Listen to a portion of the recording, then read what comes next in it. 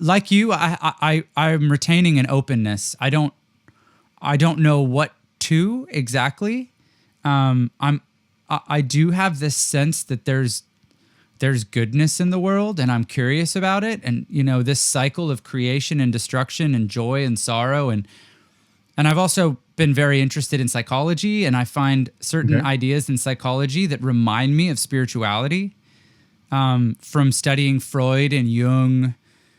Specifically, I've kind of gone like, there's some stuff about us as human beings that is psychological. It's definitely centered in our brains, but sometimes spiritual language gets at it the most for me. But it's very mysterious. So I'm in this place where like, I don't believe in God the way that I did. I would also say that the same as you, I don't believe in the God of Christianity, but I'm curious if there's something about us as human beings that borders on the spiritual in a sort of a psychological way. And I wonder if many religions have been trying to touch on it and doing so in a very human, haphazard sort of way. Right. Do you ever wonder stuff like that? Or does that sort Not of really. go outside your realm of interest? I've been accused of this, of being a very black and white thinker, and perhaps that's where I am. But once I decided that, for example, like you seem to accept materialism in general, I do. Yes. I should clarify. And I mentioned this in a text to you earlier today, that I sort of see things in two buckets. I see like factually true or untrue insofar as we can, if you get into Cartesian skepticism, you start to doubt absolutely everything. But insofar as we can live our lives. Right. But my definition of truth, which you probably, whatever conforts to reality, as adjudicated by predictive power. Okay. Yes. That's a great definition. I'm going to, yeah. I shall take it. Sure. Yeah, absolutely. Yeah. So bucket one for me is like things that I can be reasonably sure of empirically, scientifically, measurably, verifiably, predictably, like you said. Yep. Bucket two is sort of this bucket of like things I'm curious about that I can't verify. I don't know for sure, but my sense of curiosity and also, I've worked in a creative field my whole life. So I do feel like there's this aspect of woo-woo, like every time I write a song, I'm like, am I writing a song or did I just discover it somehow? Okay. So like, I know that's, but I see that in sort of a separate realm of thinking. Right. Where I have gone entirely the other way. And it's like, if it's not in the first bucket, I don't think there's any good way for me to test it or know it. So I'm not going to spend any of my time thinking about it. Well, and that's perfectly reasonable to me. Yeah. Yeah. I'm just realizing now I've weirdly become what I hated. So part of my background is that when I lived in California, I worked for George Lucas. Oh, he was my boss. No way. And I worked on Star Wars, the prequels. Are you serious? Yeah. We're getting to this now?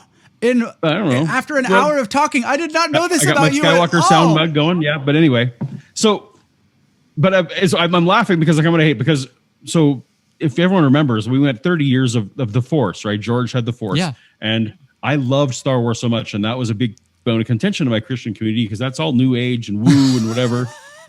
Anyway, and I got to Lucasfilm and we worked on, we introduced midichlorians. I didn't introduce midichlorians. It's not my fault. Yeah, don't midichlorians are my fault, guys. But everyone was so mad that they introduced midichlorians, right? This scientific explanation for the Force, and it wiped away all the woo and whatever you wanted to make it. Demystified the Force, yeah. Right. And now I'm just, as we're having this conversation, I realized, oh wait, I've become that guy who's like, no, I don't. Unless you tell me there's a midichlorian count to deal with it, I don't care. Well, let me speak to that. I think people hated, and I'm not telling you anything you don't know. I think people were frustrated about the midichlorian thing because it demystified something that was more fun to be mystical. Right. It was like. And that's what I think when you talk about bucket two, yep. That's what happens in my head. Yep. It's like you're having more fun in your life. Yes. Allowing more possibilities and attributing things potentially to things that you couldn't justify, but it's fun that way. And I'm totally comfortable with someone who's much more empirically minded, looking at all of that bucket 2 stuff and being like, yeah, that's all made up and not real. And I'm perfectly comfortable with it. My one asterisk that I will put on anything in bucket 2 is that it has to be good for me and good for my family and good for my community and good for humanity.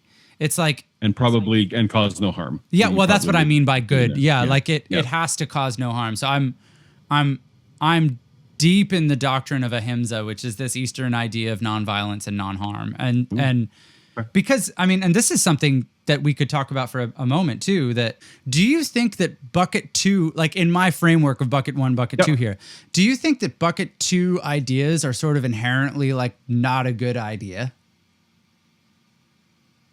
Because they could so easily be misconstrued as bucket 1 ideas or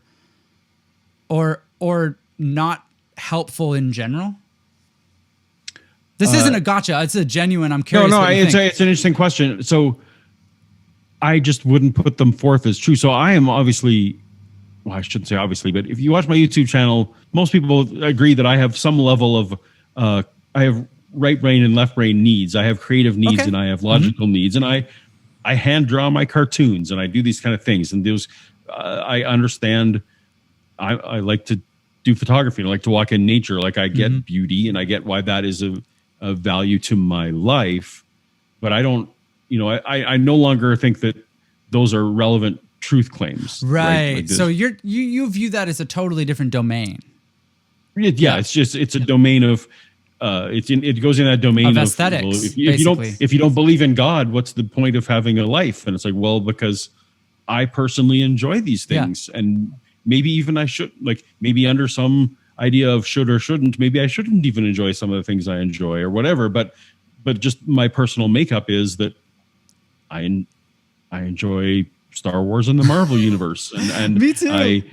I enjoy, hikes. I enjoy mountains and I enjoy the ocean, but that doesn't, I don't ascribe it then some transcendent meaning. Yep. Right. That's not, I kind of reject this idea that there are hard oughts and that there are hard